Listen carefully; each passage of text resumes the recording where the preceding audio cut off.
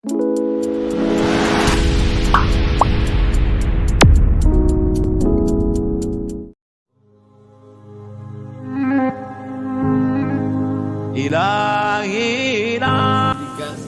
yang berkesinambungan, gurunya tidak diambil dari luar tapi alumni dari sekolah tinggi ilmu tarbiyah, sehingga orang punya minat untuk melanjutkan pendidikan agama.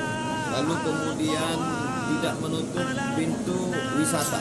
Banyak orang menganggap kalau sudah anak hafal Quran nanti orang luar tidak boleh datang.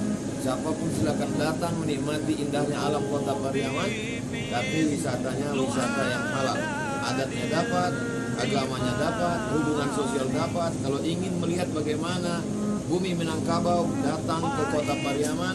Di sini masih berpegang kepada prinsip adat Pasandi Sara Pasandi kita bukan. Itu menunjukkan bahwa kekuasaan kalau diberikan kepada orang yang tepat dia menjadi rahmat. Tapi kalau salah dia akan menjadi laknat. Wa innaka ghafirul dzambil azim. Mudah-mudahan kota Pariaman sukses selalu. Kota Pariaman selalu menjadi kota yang dilindungi, dinaungi, diridhoi Allah Subhanahu wa taala. Baldatun thayyibatun wa rahmatullah. Berkah selalu sukses. Assalamualaikum warahmatullahi wabarakatuh.